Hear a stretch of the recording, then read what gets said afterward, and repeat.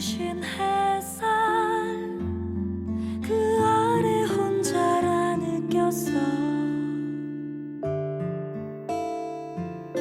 피하고 싶은 이사도에 1838년에 조선 교구에서 원죄업식 때 되신 마리아 한국교회의 수호자로 이렇게 청인을 했다 그러는데, 사실 여러분이 갖고 계시는 매일미사책 앞에 보시면 1854년도에 비로 9세가 원죄업식 때 되신 마리아 교의를 선포하면서 믿을교리로 선포합니다. 그러니까 제일 처음에 말씀하신 성화윤 신부님의 말처럼 초세기부터 잉태되신 원죄없이 잉태되신 것을 믿었던 건 아니고요. 사실 그 이후로 점점 그런 원죄없이 잉태된 마리아에 관련된 신심이 확산되고 있었는데, 그것이 1838년 선포되기 이전부터 그런 것들이 있다는 어떤 그런 근거가 되는 얘기를 하셨고요. 1845년이라고 하면 돈보스코가 38살 되는 해예요. 54년이라고 하면 1854년이라고 하면 돈보스코가 38살이 되는 해인데, 그리고 그 선포한 1854년도에 12월 8일 날 비오 9세가 선포를 하는데, 그러면 지금 171년째가 되는 겁니다.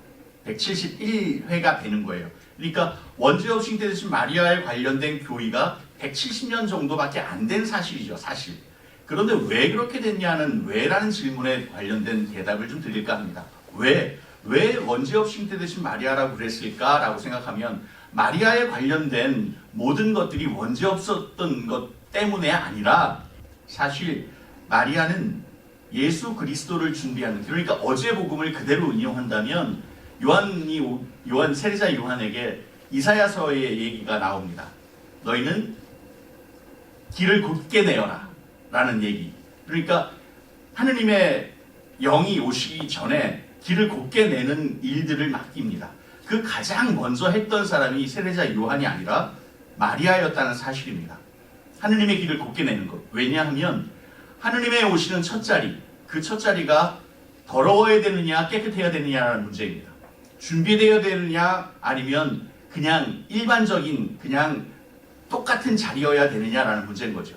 그러니까 신학자들이 아주 오래도록 이것은 하느님의 첫 자리가 깨끗해야 되고, 하느님의 첫 자리가 준비되어야 되고, 하느님의 첫 자리가 그냥 임의적으로 이루어지는 자리가 아니어야 된다는 사실에 관련된 것들을 아주 오래도록 교의로 계속 선포될 것을 바랬던 거죠. 그러니까 마리아께서 원죄없이 잉태되셨다라고 하는 것은 하느님의 첫 자리를 준비하는, 그러니까 너희는 길을 곧게 내어라 하는 그 곧게 내는 그 첫 자리에 가장 우선적인 예라고 대답했던 그 상황이 예수 그리스도를 하느님의 첫 자리로서 품었던 그 마리아의 진정성에 관련된 것들을 기억하기 때문입니다.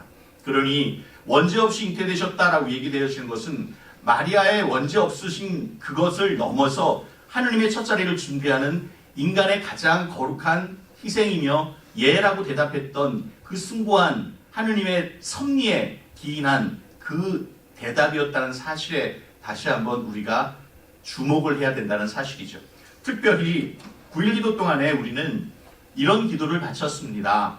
그냥 흘려드려셨을까봐 다시 한번 길게 얘기하기 위한 이야기들을 좀 합니다. 하느님의 거룩하신 어머니, 영화롭고 복되신 동정녀시여, 어려울 때 어머니를 찾아와 보호를 간청하는 저희를 외면하지 마시고 모든 위험에서 구해주소서. 어려울 때 어머니를 찾아와 보호를 간청하는, 사실 가장 좋은 것은 어려울 때든 기쁠 때든 슬플 때든 즐거울 때든 언제든지 찾아오는 것이 가장 좋은 인간관계일 뿐 아니라 가장 좋은 인연일 겁니다. 그런데 사람은 어려울 때 가장 가까이 있는 사람들, 가장 도움을 줄 수 있는 사람들, 가장 그 대답을 정확하게 해줄 수 있는 사람들을 찾습니다. 예를 들어 느닷없이 돈이 필요한데 돈 없는 김신부를 찾아오지는 않을 거 아닙니까? 또 힘이 필요한데 힘없는 안젤라 자매님을 찾아가지는 않을 거 아니에요. 그런 거 같은 거죠. 가장 힘 있는 사람이 필요할 때 힘 있는 사람을 생각하고, 돈이 필요할 때 돈 있는 사람을 생각하는 것처럼. 그런데 어려울 때, 가장 어려울 때 찾아오는 보호를 간청하는 사람, 이 사람 중에 하나가 바로 돈보스코였다는 사실입니다. 말씀드린 대로 돈보스코는 1854년도에 38살의 젊은 신부였습니다. 그리고 10년 동안 오라토리오라는 그 자리를 찾지 못해서 계속 방황하는 오라토리오, 움직이는 오라토리오, 또 남으로부터 눈총받는 오라토리오를 운영했던 사람입니다. 그리고 그 보호를 간절하게 바라는 그 아이들의 먹거리조차 없어서 늘 빵값을 걱정해야 되는 그 젊은 사제에게 정말 간절했던 것은 무엇일까 생각해 봅니다. 그리고 그 간절함이 누구에게 닿았을까 생각해 봅니다. 그 간절함이 바로 마리아께 닿았고, 정말로 공교롭게도 라고 생각할 수 있지만 정말 섭리와 같이 비오 9세께서 1854년도에 원죄없이 잉태되신 마리아라고 얘기되어지는 교의를 믿을 교리로 선포하셨다는 사실이죠. 그러니 돈보스코는 이거다라는 생각을 하셨을 겁니다. 이거다. 그리고 그 이거다라고 얘기되어졌던 그 모든 사건들이 당신의 그 사건들로 말미암아 당신의 삶에 관련된 모든 증거들로서 이거다라고 하는 것이 증명됐다는 사실입니다. 이거다라고 했던 모든 도움이 필요했던 모든 사건들이 이거다라는 것으로 증명됐다는, 그래서 돈보스코에게는 성황 신부님이 미사 전에 말씀하셨던 살레시오의 생일과 같은 날로서 오늘이 시작됐다라고 얘기할 수 있는 가장 근본적인 시작점이 될 수 있었던 근거가 되는 겁니다. 그리고 또 이렇게 우리는 기도했습니다. 기도합시다. 전능하시고 영원하신 하느님, 성령의 힘으로 영화로우신 동정여여 어머니이신 마리아의 몸과 마음을 당신 아드님의 합당한 거처가 되게 하셨으니 마리아를 기념하며 기뻐하는 저희를 그의 자애로운 전구로 현세의 악과 영원한 죽음에서 해방시켜 주소서. 말씀드린 대로 우리가 이미 9일 동안 그런 기도를 바쳤던 거죠. 원죄없이 잉태되셨다는 것이 그냥 마리아의 일이 아니라 예수 그리스도의 첫 자리를 준비하는 교회의 선포라는 말씀을 올렸습니다. 그와 똑같이 9일 기도 동안 어머니이신 마리아의 몸과 마음을 당신 아드님의 합당한 거처가 되게 하셨습니다.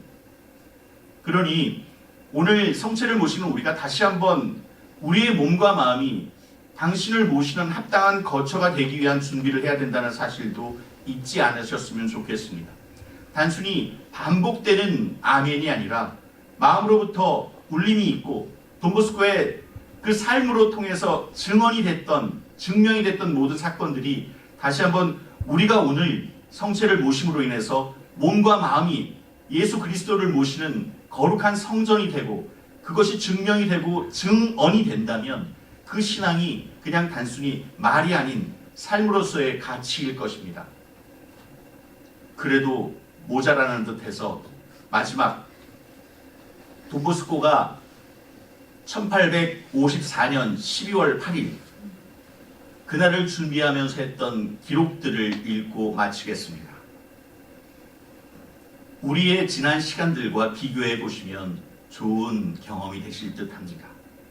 1854년 11월 말, 우리도 11월 30일부터 9일 기도가 시작됐습니다. 1854년 11월 말, 오라토리오는 특별한 분위기에 젖어들었다. 원죄 없으신 잉태되신 동정 마리아 대축일 9일 기도가 시작되었다. 12월 8일, 로마에서 비오 9세는 성모 마리아의 원죄 없으신 잉태를 믿을 교리로 엄숙하게 선포할 것이었다. 전 세계 가톨릭 교회는 성모님께 대한 사랑을 일깨우고자 성대한 축제를 준비했다. 지극히 거룩하신 성모 마리아께서 자신의 손을 잡고 인도해 주시고 있음을 느꼈던 돈보스코는 매일 저녁 아이들에게 성모님의 이야기를 해주었으며 9일 기도를 열심히 바쳤다. 그는 운동장이나 사무실에서 아이들을 만났을 때마다 축일을 맞아 성모님께 무슨 선물을 할 것인지 물었다. 도미니코 사비오는 대답했다. 대죄와 힘껏 싸우겠어요. 그리고 하느님과 성모님께 제가 죄에 빠지기보다는 차라리 죽게 해주시라고 기도하겠어요. 이는 사비오가 천년성체 때 한 결심을 반복한 것이다. 죄보다는 죽음을 이라는 말은 그가 고아낸 말이 아니라 그 당시 고해성사 끝에 바치는 통회의 기도 마지막 구절이었다. 많은 아이가 성체 안에 계신 예수님과 처음 만날 때 이 말을 지켜야 할 본분으로 받아들였다. 도미니코 사비오와 나이가 거의 비슷한 사보이아의 움베르토 왕세자에게 여왕이 제안한 결심들 가운데도 그 같은 내용이 들어있다는 것은 흥미로운 일이다. 그러나 깊은 감동을 불러일으키는 것은 대다수 어린이가 자신의 장난감에 정신이 팔려 그 의무를 잊어버리는 데 반해 도미니코는 그 결심을 죽을 때까지 영웅적으로 충실하게 지켰다는 점이다. 12월 8일 비오 9세는 위풍당당한 추기경과 주교들 앞에서 마리아께서는 잉태되시는 첫 순간부터 원죄에 물들지 않으셨다는 사실을 신앙교의로 선포했다. 도미니코 사비오는 오라토리오의 축제 기간 중 쉬는 시간에 성프란시스코 아시시 성당으로 들어가 성모님의 제단 앞에 무릎을 꿇었다. 그는 하느님의 어머니께 드리는 짤막한 기도문을 호주머니에서 꺼냈다. 이 기도는 전 세계 모든 살레시오 교육 환경 안에서 유명한 기도문이 되었다. 성모님, 제 마음을 당신께 드리오니 언제나 당신의 것이 되게 해주소서. 예수님과 성모님은 저의 영원한 친구이십니다. 비오니 제가 작은 죄라도 범하는 불행에 빠지기보다는 차라리 죽게 하소서. 그날 저녁 또리노시 전체는 현란한 불빛으로 밝혀졌다. 수많은 오색 풍선들이 창문, 옥상, 포강 위에 넘실거렸다. 사람들은 거리를 뛰어나왔고 호화찬란한 행렬이 콘솔라타 성당으로 향했다. 발톱과의 젊은이들도 돈보스코 곁에서 노래를 부르며 도시의 길을 걸어갔다. 이것이 당시의 기록입니다. 자, 우리도 똑같이 9일 기도를 시작했고 9일 기도마다 한 말씀이 끝날 때 영적 꽃다발이라고 얘기되어지는 그 결심들에 대한 초대를 했습니다. 그리고 어떤 이는 그 결심을 실천했을 거고 또 어떤 이는 기록된 대로 장난감 놀이에 빠져서 잊어버리는 아이들처럼 잊어버렸을 수도 있습니다. 다시 한번 우리에게 맡겨진 일들뿐만 아니라 그 섭리를 살고자 하는 원의가 있는지 살펴볼 일입니다.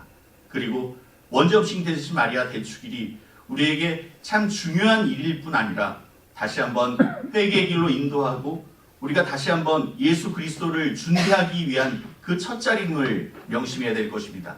그럴 때 우리에게 단순한 축일이 아니라 파티가 아니라 진정 어린 신앙의 회개의 여정으로서의 가치 있는 시간이 될 것이기 때문입니다. 여러분 모두를 다시 한번 원죄 없으신 잉태되신 마리아의 대축일에 초대하며 그 초대에 우리 모두가 응답하고 있음을 다시 한번 명심해 주시길 바랍니다. 그리고 예수 그리스도가 오시는 그 첫자리, 성신을 모시는 그 첫자리, 그 첫 순간에 우리 역시도 깨끗한 마음으로 예수 그리스도의 증거가 될 수 있도록 노력합시다.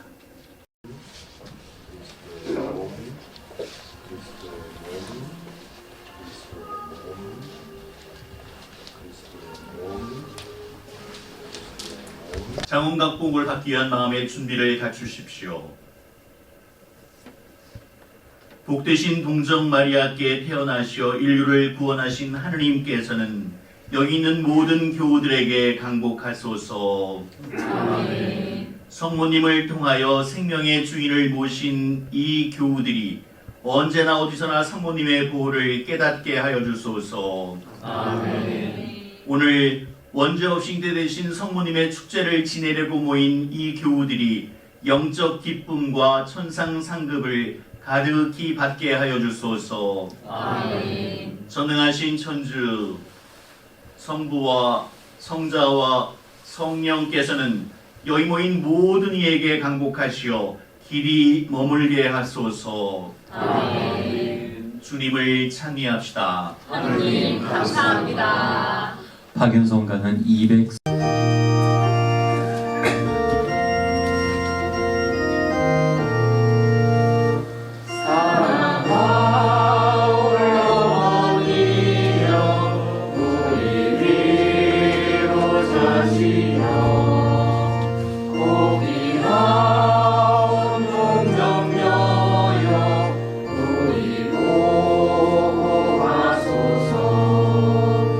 동정성